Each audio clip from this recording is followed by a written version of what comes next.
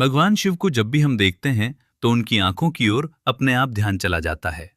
दो आंखें तो हर इंसान के पास होती हैं, लेकिन शिव की तीसरी आंख क्यों है? क्या वो सिर्फ विनाश के लिए है या उसके पीछे कोई बहुत गहरी सच्चाई छुपी हुई है?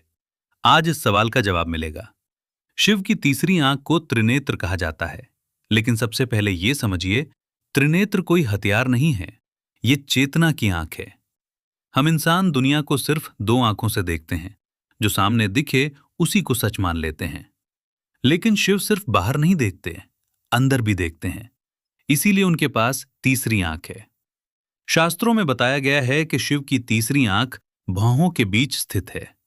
यही वो स्थान है जहां समझ पैदा होती है, जहां भ्रम टूटता है। शिव पुराण में वर्णन आता है कि जब शिव की तीसरी आंख खुलती है तो वो अज्ञान को भस्म कर देती है। आइए पहले इसे दो कथाओं से समझ लेते हैं। पहली कथा कामदेव की है। जब कामदेव ने शिव का ध्यान भंग करने की कोशिश की और उन पर वासना के बाण चलाए, तब शिव ने अपनी तीसरी आंख खोली और जैसे ही कामदेव को देखा, उसी क्षण कामदेव भस्म हो गए। लोग इसे क्रोध और विनाश की कहानी समझ लेते हैं, लेकिन असली अर्थ है कामदेव का मतलब वासना और वासना का मतलब मन का भटकाव। जब ज्ञान जागता है तो वासना जल जाती है। मतलब साफ है, तीसरी आंख किसी इंसान को नहीं, वासना को जलाती है। अब दूसरी कथा जलंधर की है।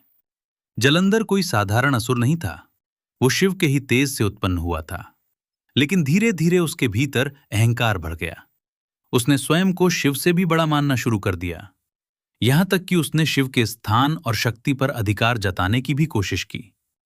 लेकिन जब अहंकार सीमा को पार कर जाता है तो वो खुद को ही नष्ट कर डालता है। शिव ने न क्रोध में वार किया, न ही कोई हथियार उठाया। उन्होंने केवल अपनी तीसरी आंख खोली और उसी क्षण जलंधर भस्म हो गया। इसका असली अर्थ ये नहीं है कि शिव किसी असुर को मार रहे थे।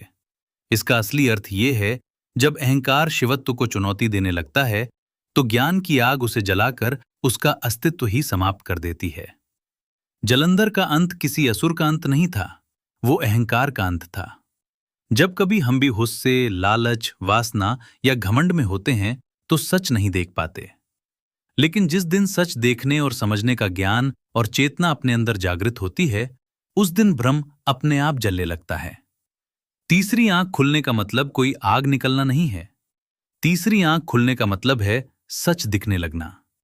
इसीलिए शिव को त्रिकालदर्शी कहा गया, भूत, वर्तमान और भविष्य तीनों को देखने वाला। इसलिए अपने अंदर के शिव को जगाइए, क्योंकि जो भीतर से जाग गया उसे समय धोखा नहीं दे सकता। अब अगला सवाल उठता है, अगर शिव ज्ञान और चेतना के प्रतीक हैं तो फिर उनके हाथ में त्रिशूल क्यों है? 3 शूलों वाला त्रिशूल आखिर क्या दर्शाता है? सीरीज 30 दिन 30 सत्य के अगले भाग 6 में जानेंगे शिव का त्रिशूल क्या दर्शाता है। देखते रहिए, क्योंकि अब शिव के हर प्रतीक सिर्फ दिखेंगे नहीं, सीधे हमारे जीवन से जुड़ेंगे।